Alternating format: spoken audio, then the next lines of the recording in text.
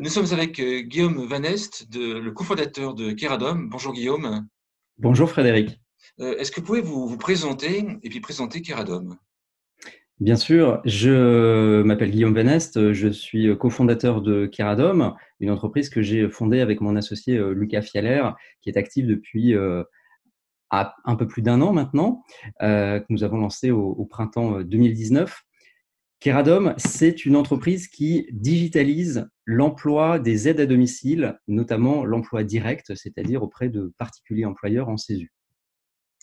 Alors, digitaliser, ça veut dire quoi? Ça veut dire qu'en fait, tout se passe en ligne? Qu'est-ce que c'est sur quoi? Alors, digitaliser, finalement, c'est une autre manière de dire fluidifier. On va faciliter deux choses. La première, c'est la mise en relation entre des aides à domicile et des familles, des bénéficiaires. Et la deuxième, c'est la gestion de la relation de travail. Parce que la particularité du CESU, c'est que le bénéficiaire est particulier employeur et donc il a un certain nombre de responsabilités administratives et d'obligations qu'il doit gérer. C'est pas forcément très très attractif. Et donc, nous, en plus de la mise en relation, on assure toute la gestion de la relation de travail, c'est-à-dire qu'on libère la famille des aspects administratifs. Ça sécurise la famille et ça sécurise évidemment le travail de l'aide à domicile qui peut se concentrer sur son activité du quotidien. D'accord. En plus, là, on parle essentiellement sur notre site des seniors. C'est des particuliers employeurs seniors qui vont embaucher une aide à domicile ou une auxiliaire de vie, ou enfin une intervenante ou un intervenant, et qui va être rémunéré par le CESU. Est-ce que c'est bien ça? Oui, c'est ça, globalement, c'est Voilà. ça. Est-ce qu'on peut expliquer également ce que c'est que le CESU pour qu'on comprenne bien, que tout le monde comprenne bien? Absolument. Alors, le CESU, c'est un mode de recours qui est complémentaire d'autres modes de recours dans les services à la personne, comme le mode prestataire ou mandataire. C'est un mode de recours assez historique, qui est finalement le plus direct, puisqu'il repose sur une relation directe entre un intervenant à domicile et une famille, et ils ont chacun un statut spécifique. La famille est particulier employeur, c'est-à-dire qu'elle a la responsabilité d'établir notamment un contrat de travail, de rémunérer directement l'intervenant à domicile et de payer des cotisations. Et de l'autre côté, l'intervenant à domicile est salarié donc de ce particulier employeur, reçoit une rémunération qui est son salaire et travaille directement sous la responsabilité de cette famille. D'accord. Donc, votre plateforme, elle met en relation, si en fait, moi je suis senior, je veux une intervenante ou un intervenant, je vais sur votre plateforme, j'imagine que je peux trier un petit peu la personne. Est-ce qu'après, comment ça se passe? En fait, je rentre directement en lien avec elle ou avec lui, et quel apport vous m'apportez? Comment est-ce que vous m'aidez? Alors, effectivement, il faut que j'apporte des précisions là-dessus. Euh, on a assez vite compris quand on a construit ce projet, que les familles euh, qui cherchent une aide à domicile, évidemment, il y a des cas différents selon les besoins, ne sait pas toujours ce dont elle a besoin. Et donc, plutôt que de la mettre face à un choix assez vaste de profils sur lesquels c'est assez difficile de se faire une opinion, surtout en ligne, on a construit un parcours personnalisé, c'est-à-dire que on commence par recueillir le besoin de la famille, donc on échange. Alors il y a une phase qui se fait en ligne via un formulaire, et puis si besoin, évidemment, on a des conseillers au sein de notre équipe qui sont là par téléphone pour échanger avec la famille, ça se fait assez régulièrement, pour qualifier le besoin. Et donc une fois que ce besoin est qualifié, nous, on va regarder au sein de notre communauté d'aide à domicile si on a des personnes qui correspondent à ce besoin. Alors évidemment, il y a beaucoup de critères. La proximité géographique, bien évidemment. Le type de service demandé, il y a une douzaine de services qui sont spécifiques, qui peuvent être spécifiés. Et puis après, des précisions évidemment en termes de disponibilité, de volume horaire, de jours particuliers, de fréquence et des cas particuliers évidemment sur des situations médicales, par exemple, des soins particuliers, des choses auxquelles il faudrait faire attention par rapport à l'état de santé de la personne. Donc, on va regarder au sein de notre communauté quels sont les profils qui peuvent correspondre. On leur adresse cette offre, c'est finalement une offre d'emploi. On adresse à une première sélection de profils cette offre. Et en fonction des réponses, on envoie à la famille les profils qui sont intéressés, qui se sont positionnés comme des candidats en fait à une offre d'emploi. Donc on joue ici un rôle d'interface entre des personnes qui vont recruter et des personnes qui vont candidater. Donc, on apporte un travail de qualification finalement à travers à la fois nos outils technologiques, d'algorithmes, etc., et un regard humain qui vient évidemment qualifier finement le besoin et le mettre en relation avec ce que peut proposer notre communauté.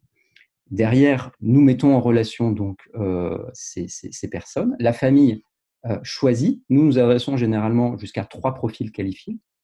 Nous ne sommes pas là pour envoyer en quelque sorte une aide à domicile spécifique. C'est la famille qui choisit. C'est le principe du CESU, c'est que ça repose sur un accord entre les deux parties. Les deux doivent être vraiment convaincus que c'est le début d'une bonne relation, parce qu'il faut que ça dure le plus longtemps possible. Et après, évidemment, il y a la mise en place d'un premier rendez-vous, d'une rencontre, et si les choses se passent bien, ce qui est généralement le cas la plupart du temps chez nous, on fait toute la partie administrative, comme je l'expliquais, c'est-à-dire qu'on établit le contrat de travail, on enregistre le salarié et la famille auprès du CESU si c'est nécessaire, etc. Donc en fait, l'employeur reste employeur, oui. L'intervenant est salarié, et vous, en fait, vous occupez de la mise en relation plus de tout ce qui est administratif. Exactement. Et j'ajouterais que parfois, on n'a même pas besoin d'intervenir au niveau de la mise en relation, puisque au sein de notre communauté, on a aujourd'hui 3000 intervenants dans notre communauté. Il y a des personnes qui sont très expertes du CESU, des aides à domicile qui travaillent en CESU depuis longtemps et qui ont déjà leur réseau, qui ont leur manière de prospecter, qui, par le bouche à oreille, par leur relationnel avec des infirmiers, des pharmaciens du coin, se font connaître des familles. Et donc, en quelque sorte, elles ont déjà des contacts avec des familles. Mais le fait d'avoir Keradom à leur côté, pour justement sécuriser la relation et faciliter toute la dimension administrative, ça leur permet de proposer à la famille quelque chose qui est encore plus sécurisant, qui est encore plus complet, qui est plus facile. Donc, si on poursuit, l'intérêt de l'employeur, lui, c'est qu'il a des candidats et puis la partie administrative, bon, vous l'aidez, d'accord. En préparant, on parlait qu'il y a un intérêt pour les intervenantes, c'est que la rémunération est supérieure. Est-ce que vous pouvez un petit peu détailler ça? Effectivement, la rémunération est généralement supérieure parce que, pour des raisons structurelles assez bien connues, les acteurs traditionnels, les prestataires et les mandataires, ne peuvent proposer que des rémunérations assez faibles. Généralement, on est au niveau du SMIC pour les intervenants à domicile. Parfois, on va un petit peu au-delà. 10-12% au-dessus du SMIC, c'est très difficile structurellement d'aller au-delà. Avec le CESU, comme on n'a pas de charge de structure, c'est-à-dire que nous, on opère beaucoup depuis Internet et à distance, on n'est pas soumis aux mêmes obligations que les acteurs prestataires et mandataires. Du coup, le CESU nous permet en fait de proposer des tarifs, des salaires plus précisément, qui sont plus élevés que les rémunérations que les aides à domicile ont dans les structures traditionnelles, et surtout, elles choisissent leur salaire. C'est-à-dire qu'elles fixent librement leur salaire. C'est à elles, en autonomie, de proposer un salaire. Alors là où la rémunération en structure est autour de 8 euros, 8,50 €, 9 € net de l'heure, chez Keradom, on est plutôt autour de 11, 12, 13 € net de l'heure, fonction de la demande locale, fonction de l'expérience de l'aide à domicile, fonction évidemment aussi des besoins que la famille va exprimer. Donc, vous voyez, le gap, il est quand même assez significatif. Alors, évidemment, ce n'est pas entièrement comparable. On intègre notamment 10% de congés payés dans le paiement du CESU, mais la différence est quand même assez notable. C'est ce qui fait qu'aujourd'hui, beaucoup d'aides à domicile, beaucoup d'auxiliaires de vie souhaitent soit basculer d'un statut salarié en agence ou en association à un statut 100% CESU, mais c'est difficile de trouver des employeurs, soit cherchent à compléter finalement leur planning et faire une vingtaine d'heures en structure et puis 10, 12, 15 heures en CESU pour équilibrer un peu, tant financièrement que par rapport à l'organisation de leur journée. D'accord. Si je titille un petit peu, une personne qui passe par ce système-là, par le CESU, je parle de la salariée, elle ne fait pas un temps complet généralement. Ou ça arrive, parce qu'en fait, sinon le salaire est très élevé pour l'employeur. Est-ce que vous avez des chiffres? Est-ce que le nombre d'heures moyen, c'est combien en CESU par rapport en salarié? Alors, le nombre d'heures moyen est réalisé auprès d'une famille. Hmm. Alors, c'est très variable parce que chez nous, on a des gens qui passent par le CESU pour quelques heures par semaine. On est sur du service, on va dire, de confort. C'est D'accord. du ménage. C'est des gens qui sont, on va dire, plutôt des jeunes seniors. On n'est pas là sur des sujets d'accompagnement à la perte d'autonomie. Donc là, on va être sur 2-3 heures, 4 heures par semaine. Et puis après, on a évidemment des situations où on est dans une perte d'autonomie qui s'accroît. Et là, il y a des besoins qui sont réguliers.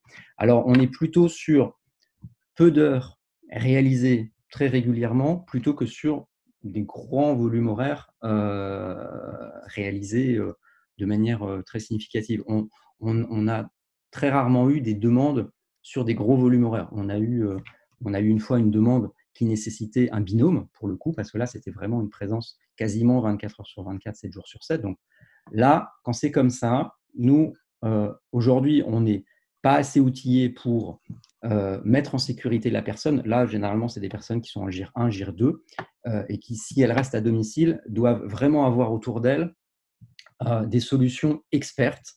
Et nous, là, aujourd'hui, on n'a pas de difficulté à dire on n'est pas forcément les mieux placés, mais par contre, on est associé avec des partenaires en local, qui peuvent être des structures prestataires, ou d'autres structures, notamment sur la garde de nuit.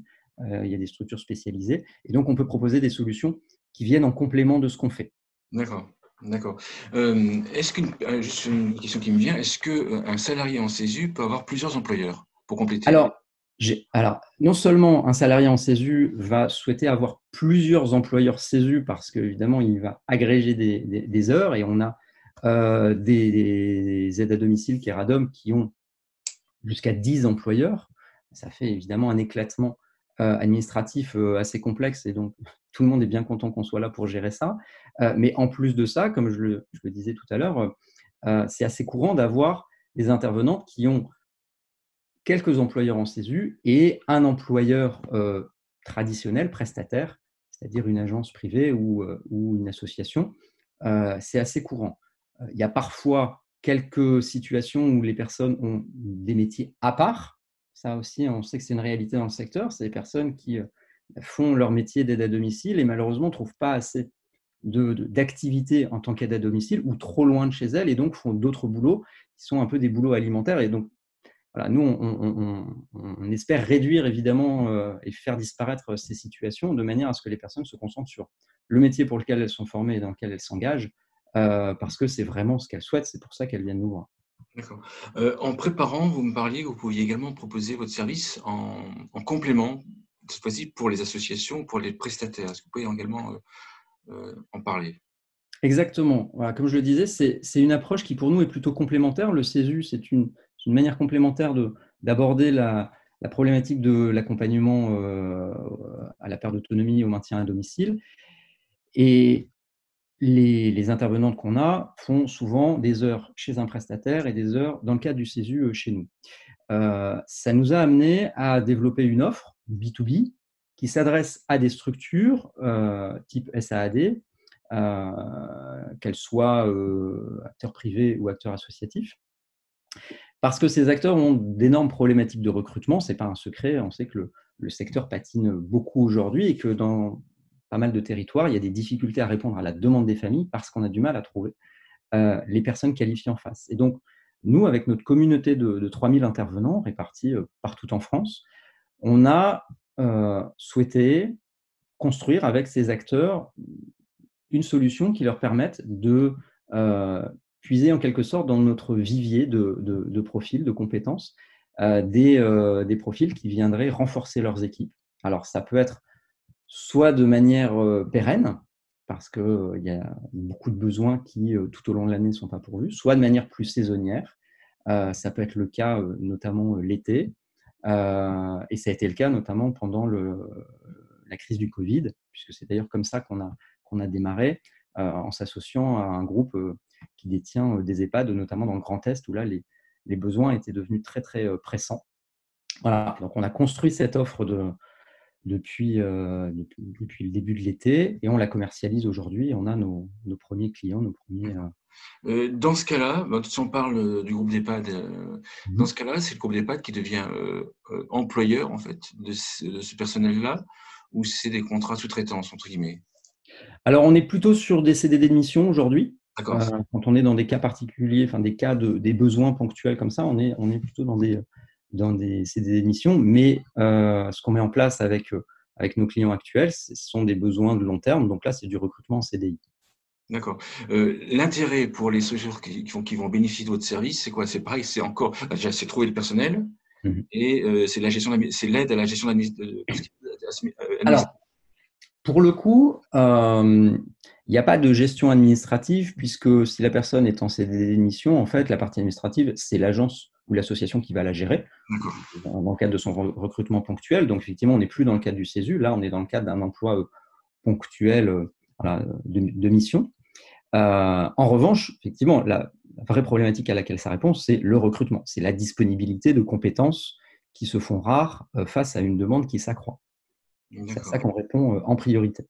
d'accord. Si c'est pas confidentiel, comment est-ce que vous faites pour recruter des candidats sur votre portail? Alors, il y a différentes manières de faire. On passe, en fonction des besoins, par des outils assez classiques, certaines plateformes d'emploi. On passe aussi beaucoup par Facebook, parce que Facebook a quelque chose de très intéressant, c'est que Facebook, c'est un ensemble de communautés.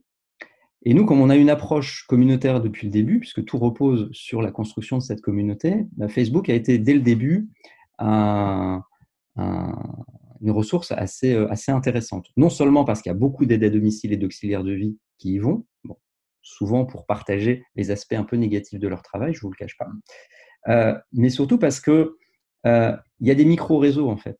C'est-à-dire qu'elles vont chercher des solidarités qu'elles ne trouvent pas forcément sur le terrain parce qu'elles ne se connaissent pas forcément ou parce qu'elles sont prises dans leur activité du quotidien, dans leur rythme un peu infernal. Et donc, elles vont chercher à tisser du lien en dehors. Et nous, c'est exactement ce qu'on est en train de construire et de structurer avec la constitution de communautés locales et avec le rapprochement d'intervenantes qui parfois se connaissent sur le terrain, parfois sont déjà en binôme, mais parfois ne se connaissent pas. Et donc, finalement, ça marche aussi par bouche à oreille, par extension, par capillarité.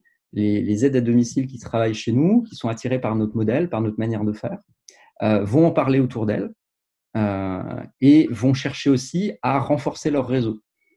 Alors, c'est pas quelque chose qu'on a inventé, on s'inspire d'un modèle que vous connaissez sans doute et que vos auditeurs connaissent probablement aussi, qui est le modèle Burzorg. Il va falloir expliquer, je ne connais pas, il va falloir expliquer. Alors, je vais expliquer le modèle Burzorg. Burzorg, c'est une entreprise à but non lucratif qui a été fondée par Jos de Blok, qui est un infirmier néerlandais. Il l'a fondé en 2006. Il était frustré de voir que les infirmiers travaillaient à la tâche avec une cadence assez importante et donc beaucoup d'insatisfaction professionnelle pour eux et du côté évidemment des familles, des personnes qui recevaient les soins. Et il a imaginé la construction d'un modèle alternatif qui reposerait plutôt sur des communautés locales, autonomes, des personnes qui connaissent bien leur métier, qui sont déjà au contact d'une clientèle, qui sont dans un réseau de prescripteurs, notamment médicaux, et de partenaires finalement. Et ce modèle a fait ses preuves, il existe depuis plus de 15 ans, il est maintenant majoritaire en termes de part de marché aux Pays-Bas, et il permet en fait, il a montré qu'il permettait de proposer des soins de meilleure qualité parce que les plannings étaient autogérés, parce que D'accord. les remplacements se faisaient plus simplement. Et en plus, il est moins coûteux puisqu'il y a une meilleure organisation sur le terrain, c'est mieux préparé. Et voilà. Et donc, ce travail d'accompagnement à l'autonomie des professionnels, bon, même si aujourd'hui on parle d'aide à domicile et d'auxiliaire de vie, on n'est pas tout à fait sur les mêmes métiers, mais Keradom y viendra probablement. Finalement, ce modèle d'accompagnement à l'autonomie, c'est exactement ce qu'on fait aujourd'hui, parce qu'on est convaincu que c'est en améliorant le cadre de travail des aides à domicile et des auxiliaires de vie qu'au final, on améliorera la qualité des services rendus aux familles. Et ça participera d'un maintien à domicile plus long et dans de meilleures conditions. Quand vous parlez d'autonomie, est-ce que c'est le même exemple que certaines, comment il s'appelle, à Saint-Quentin, il y a une association qui a donné de l'autonomie à ses salariés auxiliaires de vie par petits groupes de 10 ou 12, j'imagine. Et Mhm. c'est elle, en fait, qui, sans chef de secteur, c'est elle, en fait, qui s'organise, en fait, pour gérer leur quartier, en fait. C'est ça. Alors, effectivement, ça me permet d'apporter une précision. Nous, on a eu beaucoup de retours d'auxiliaires de vie qui travaillent en association ou même avec des acteurs privés et qui disent généralement le début de la relation, la mise en place en fait du plan d'aide finalement se fait de manière bien accompagnée. C'est-à-dire le prestataire est bien présent, mais après il n'y a plus personne. C'est-à-dire que les auxiliaires de vie sont un peu démunis parce qu'elles se retrouvent face à la famille, face à l'autonomie qui se dégrade, les facteurs de dépendance qui se révèlent au fur et à mesure. Et donc, en fait, la situation, il faut qu'elle soit actualisée. Et il n'y a que les auxiliaires de vie qui sont aujourd'hui en situation de voir véritablement cette évolution, souvent Oui. négative, cette dégradation de la situation, parce que ça se voit parfois au jour le jour, parfois suite à un accident, un problème de santé. Et aujourd'hui, elles sont finalement, étant en première ligne, les mieux placées pour identifier les, les évolutions et participer aux réponses qu'on peut y apporter. Donc, c'est pour ça que ce travail de mise en autonomie, ce n'est pas seulement sur l'organisation, c'est aussi sur le fait de leur donner un travail ou de reconnaître Bien une sûr. part de leur travail, notamment la part d'observation, de psychologie, qui est souvent sous-estimée et mal représentée dans l'image qu'on en a, de remettre ça au premier plan et de voir comment ça peut contribuer à améliorer la relation de travail et donc au final améliorer la qualité du service. D'accord. Alors, pour qu'on prenne bien, parce que là, on était un peu long sur ce sujet-là, je pense que certains ont dû décrocher. En quoi est-ce que Keradom apporte une solution dans cette réflexion sur la gestion de l'autonomie, en fait, des intervenants? Alors, nous, aujourd'hui, on met en relation, évidemment, des aides à domicile avec les familles, mais on met surtout en relation les aides à domicile et les auxiliaires de vie entre elles. D'accord. Va leur permettre de bien faire leur travail au niveau local, c'est de savoir qu'elles peuvent travailler en binôme, qu'elles peuvent trouver une remplaçante quand c'est nécessaire. Ça, c'est D'accord. souvent un point un peu compliqué du CESU, c'est le fait d'être un peu seul. Et donc, en fait, la dimension communautaire de Keradom permet de pallier cette difficulté en reconstituant ou en constituant des communautés locales de manière à ce que les aides à domicile et les auxiliaires de vie découvrent qu'à proximité, il y a des personnes comme elles qui font le même métier et qui pourraient échanger leurs heures, faire un remplacement, etc. D'accord. Elle se regroupe, enfin, elle se rencontre sur le portail ou physiquement, comment ça se passe?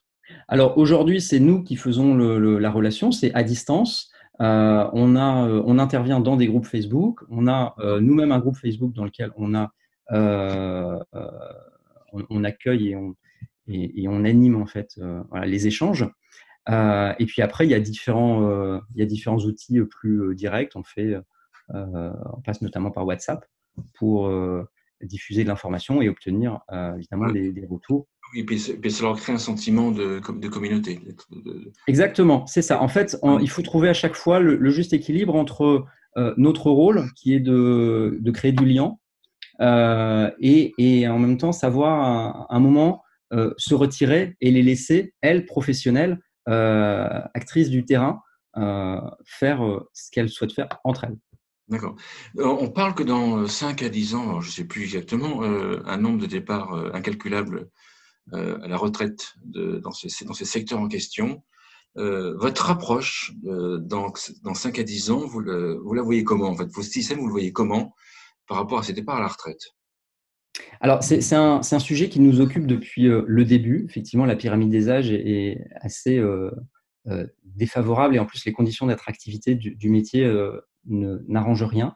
Non, Euh, oui, des âges des salariés, enfin des intervenants. des salariés, exactement. La moyenne d'âge dans le secteur, c'est 46 ou 48 ans. effectivement, on sait qu'il va y avoir beaucoup de départs à la retraite. Il y a d'ailleurs une vraie problématique de transmission du savoir. Et nous, c'est là-dessus aussi qu'on veut travailler. Parce qu'on s'est rendu compte on a dans notre communauté des gens qui sont vraiment experts, qui connaissent très très bien leur métier et qui sont un peu peinés de partir en retraite dans 1 an, 2 ans et de ne pas pouvoir transmettre tout ça. On ne parle pas de transmettre une clientèle, entre guillemets, on parle de transmettre des savoir-faire. Et donc, nous, on travaille à faciliter ces transmissions justement entre professionnels. Après, on sait aussi que le renouvellement finalement des générations va dans le sens de ce qu'on développe parce que nous, on travaille évidemment avec des outils numériques. On développe une application pour les intervenants qui est une véritable application métier pour les accompagner au quotidien. Et ça suppose quand même une certaine maîtrise de l'outil numérique, notamment d'avoir un smartphone, de savoir l'utiliser, de savoir réagir aux notifications, etc. C'est la clé de l'autonomisation de ces professionnels. Et on sait que c'est évidemment plus facile pour une personne qui est plutôt jeune dans le métier qu'une personne qui est plutôt à la retraite et qui ne va pas forcément adhérer à ce genre de méthode. Donc finalement, le renouvellement va aussi en quelque sorte dans le bon sens, mais il faut l'accélérer, l'accompagner et redonner de l'attractivité à ces métiers. On espère que notre manière de faire va y contribuer. D'accord. Est-ce que vous recherchez des partenaires pour vous développer et quel type de partenaires? Alors, on recherche des partenaires, en effet. Comme je le disais tout à l'heure, on n'a pas vocation à intervenir sur toutes les problématiques du maintien à domicile. Donc, on est partenaire avec soit des structures en local qui travaillent de manière plus traditionnelle, soit des acteurs plus modernes et numériques et qui travaillent sur des segments assez spécifiques comme la garde de nuit, par exemple. On regarde à faire également des partenariats avec d'autres acteurs qui proposent des services assez différents. Je pense à la téléassistance, par exemple, des choses qui sont assez complémentaires. Bref, tout ce qui va dans le sens d'une amélioration des conditions de vie à domicile, en fait, a vocation à s'intégrer avec ce qu'on fait, si bien évidemment ça colle avec les valeurs qu'on défend et avec la manière de travailler qu'on promeut. D'accord. Un mot pour finir, un mot de conclusion? Alors, un mot de conclusion, oui, c'est important de comprendre que pour moi, pour nous, c'est moi qui vous parle, mais c'est au nom de l'équipe que je dis ça. On est convaincu de 2 choses. C'est que face aux enjeux du vieillissement, des problématiques du maintien à domicile qui vont se faire de plus en plus pressantes, il y a, il y a 2 choses qui vont vraiment jouer. La première, c'est qu'il faut que les acteurs se coordonnent. On parle du marché des services à la personne, du marché de l'aide à domicile. Il y a de la concurrence, mais je pense qu'on ne résoudra pas les problématiques s'il n'y a pas une certaine forme de coopération et de coordination des choses. Ça c'est le premier aspect. Et le deuxième aspect, c'est que, encore une fois, même si je l'ai déjà beaucoup dit, je le redis parce que ça nous est très cher, il est essentiel qu'au-delà des problématiques financières, le travail des intervenants, le travail des aides à domicile, le travail des auxiliaires de vie soit mis au premier rang des considérations. On ne voit pas comment on peut sauver le secteur de l'aide à domicile autrement qu'en repensant la manière dont on fait travailler les personnes sur le terrain. D'accord. Sujet d'actualité actuellement. Merci Guillaume. Guillaume Van Est, je rappelle que vous êtes cofondateur de Kiradom. Merci beaucoup. Merci Frédéric.